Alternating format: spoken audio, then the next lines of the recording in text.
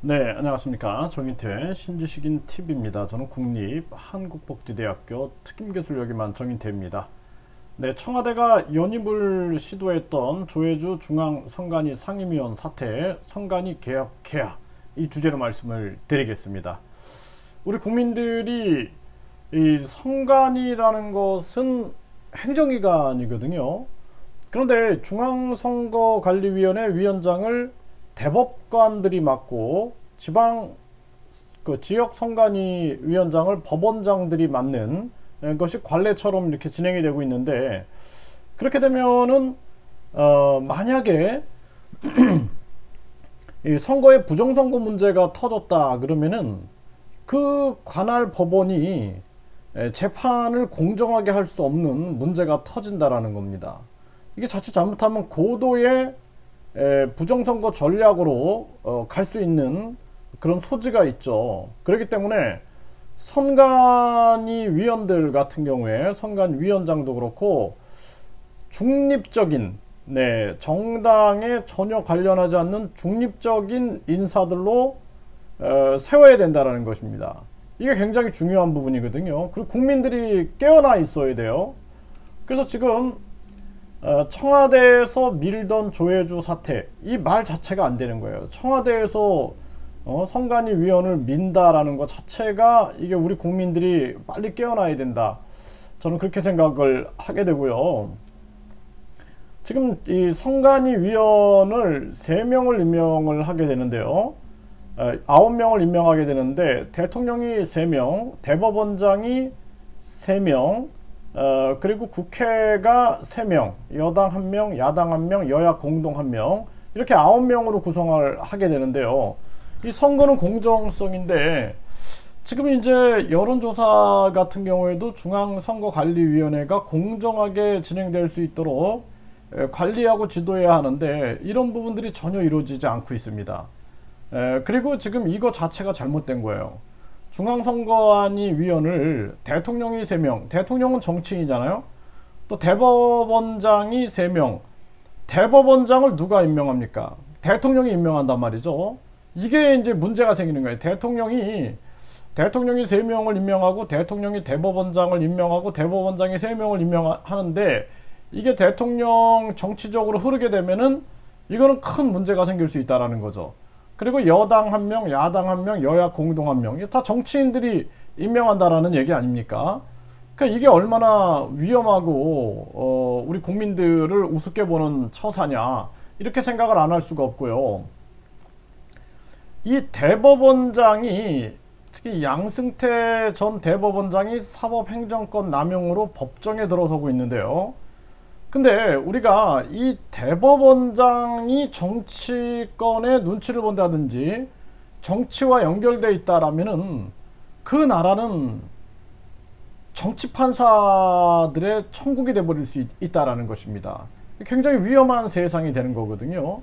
그래서 사람이라는 존재 자체가 욕심과 이기심을 가지고 있기 때문에, 탐욕을 가지고 있기 때문에 대장동 사태에서도 많은 법조인들이 연루되어 있다, 이런 기사들을 보면 우리가 알 수 있는 거죠. 그래서 이건 굉장히 우리 국민들 입장에서 봤을 때는 위험한 처사가 아닐 수가 없다라는 겁니다. 그 대법원장을 누가 어떻게 되는가 볼까요?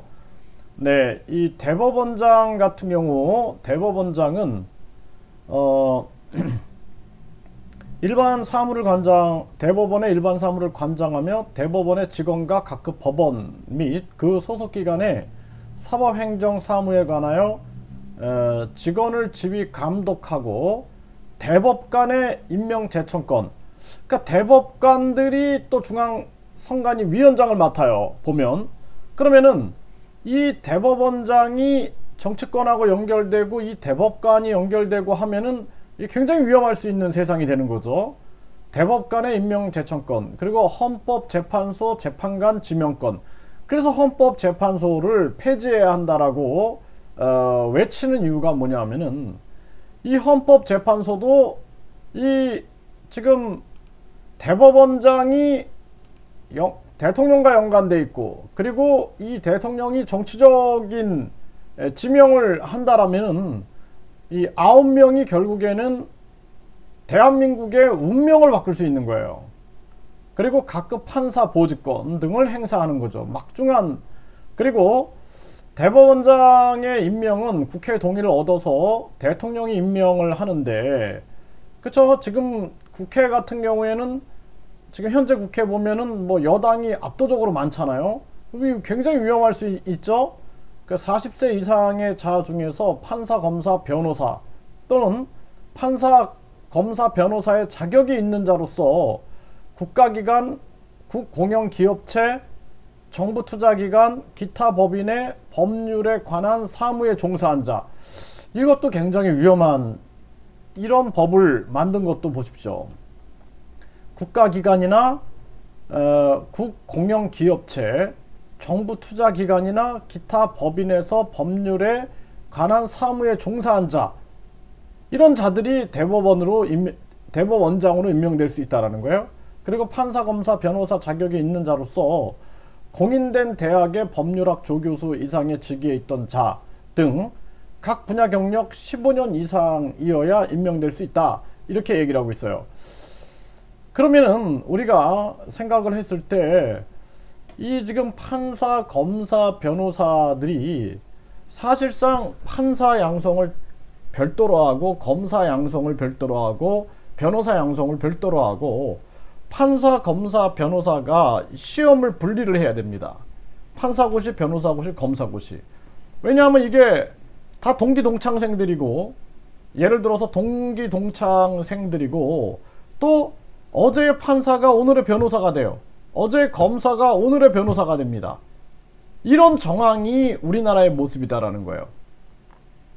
그러면 이 법조인들과 정치인들과 손을 잡고, 또 돈과 손을 잡고 카르텔을 만들어서 자기들의 집단화를 만들어 버리면은 국민들은 자유와 정의를 잃어버릴 수 있게 되는 거예요. 이게 굉장히 무서운 일이다, 이렇게 볼 수가 있는 겁니다. 그래서 저는 대한민국의 국민들이 깨어나야 된다라는 거예요. 정치인들이 자기들에게 유리하게, 자기들이 국민을 지배하기 유리하게 법을 만들어 놓고, 그리고 법을 집행해 나간다라면은 우리나라는 위험할 수 있는 거예요. 지금 뭐 유튜브도 마찬가지고 바른 소리 하면 안 됩니다. 지금 유튜브가, 저도 유튜브 이 뭐 경고부터 시작해 가지고 이 제재를 엄청 많이 받거든요. 그래서 이 유튜브가 이게 이제 채널을 정지가 될 수도 있구나. 그러니까 뭐 백신 얘기를 자꾸 한다든지, 또는 뭐 정치권을 비판한다든지, 또 우리 사회에서 어떤 후보를 굉장히 언론이 비난을 하고 언론이 막고 있는데, 그런 후보를 옹호 발언을 한다든지 지지 발언을 한다든지 하면은 찍힐 수가 있는 거예요. 찍히면은 어느 날 유튜브도 진짜 뭐 경고받고 그냥 채널이 없어져 버리고. 그래서 저는 요즘에 많은 생각을 합니다. 그래서 내가 유튜브 채널도 여러 개를 만들어 놓고, 또 네이버 TV나 카카오 TV도 움직이고 있고, 블로그도 끊임없이 글을 써서 뭔가 국민들과 소통할 수 있는 길들을 끊임없이 만들어 놔야겠다, 이런 생각을 많이 하게 됩니다. 그래서 네이버 밴드도 만들어 놓고, 그러면서 계속 활동을 하지 않으면은 이거 진짜 위험할 수 있구나 라는 생각을 해요. 중요한 거는 대한민국이 자유롭고 정의로운 국가가 돼야 됩니다. 근데 이러한 것들을 해 나가는데 어려움을 만들어내는 요소가 굉장히 많은 거예요. 그래서 청와대가 연임을 시도했다라는 것 자체가 안 된다라는 거예요. 그리고 이 선관위 상임위원을 정치인들이 임명하는 것 자체가 안 된다라는 거예요. 그래서 앞으로는 이 우리나라 국민들이 깨어나서 법의 허점, 그리고 그 법을 누가 만들었는가, 하늘이 만든 게 아니라 인간들이 만들었다는 거예요. 인간들이 법을 만들고 제도를 만들었단 말이죠. 그래서 그 인간들이 인간을 어떻게 지배하려고 법을 만들었는가 라는 것을 꿰뚫게 되면은 우리는 이 억울한 지배에서 벗어날 수가 있게 되는 것이죠.